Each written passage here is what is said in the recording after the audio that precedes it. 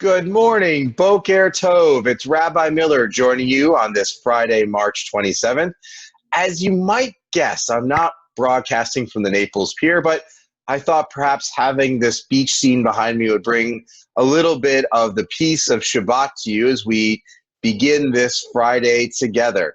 We have lots of things happening in our temple community. Allow me to share with you some of those events now. Later this morning at 10 a.m., we have Coffee Talk with Cantor Azu on our Temple Zoom stream. We have a Shabbat service tonight via both our Shabbat live stream on our website as well as Facebook Live. That's at 7:30 p.m. Tomorrow, Saturday, March 28th, we have Torah study with me at 9 a.m. on Zoom, and then Shabbat services via live stream and Facebook Live at 10 a.m. And tomorrow morning, we'll be celebrating the bar mitzvah of Camden Karen, who is having a virtual bar mitzvah in the midst of all these events with COVID-19. Join Cam and his family tomorrow morning for that service. And then tomorrow night at 8 p.m., we will have Havdalah together. On Sunday, March 29th, we're excited to have our chocolate Seder at 10 a.m. for our religious school and preschool families. That's a joint effort with the congregation led by Rabbi Boxman's father, Rabbi Brad Boxman, in Parkland, Florida. They're going to do a joint chocolate Seder at 10 a.m. And Sunday night, we are thrilled to have our first Shalom After Dark concert with Rowan Samuel, a live acoustic concert at 8 p.m. on our Temple Zoom page. Rowan will be playing some classic cover songs as well as some original music. He's a great storyteller and musician. It will be exciting for all. We hope that you will join us for that event and for all of these great ways that we can stay connected to one another. Now, it's important for us to remain connected and to continue to experience things like Shabbat. It's a great way for us to remember the passage of time, to pause on Shabbat. So as we get ready for this Shabbat on March 27th, I would share with you a little bit of Torah from our weekly portion. This week's portion is called Vayikra, or in English, it's the beginning of the book of Leviticus. And the portion begins with the word Vayikra, which is written in an unusual fashion.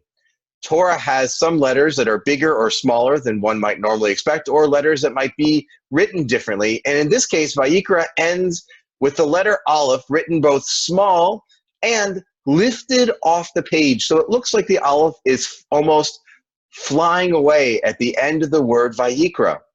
The rabbis note this, and they point out that the word Vayikra means called. It actually is God calling to Moses.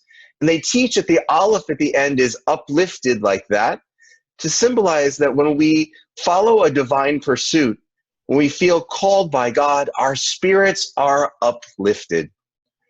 Well, one of the ways that we follow a divine pursuit is to make sure that we are all connected together, that we bring joy, laughter, and smiles to those who are around us. So I want to share with you a way that we can uplift the spirits of those who are in our lives, just like that Aleph is uplifted at the end of Vayikra.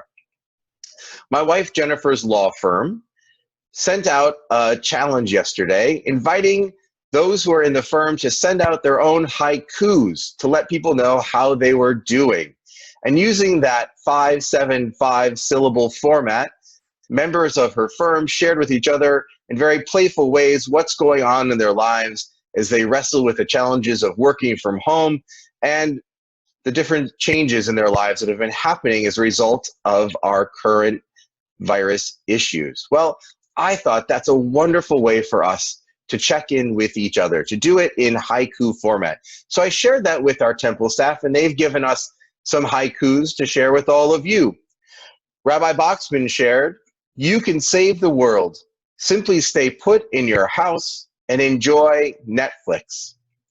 Another staff member wrote, "Zoom meetings are meh. Computer keeps freezing. No dry cleaning bills." And then I like this. "Just losing my mind, spending way too much online. Thank God for Shabbat." Well, thank goodness for all of us being able to create a holy community, even here in our virtual space. I encourage you to take the time to think about what's going on in your life. That's what Shabbat does for us, to pause and reflect, and then write your own haiku and send it to a few of your friends. Encourage them to do the same.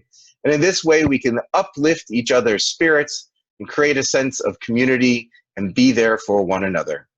Well, I wish you a Shabbat Shalom. May it be a Shabbat of peace, of joy, and of uplifting spirit. Be well.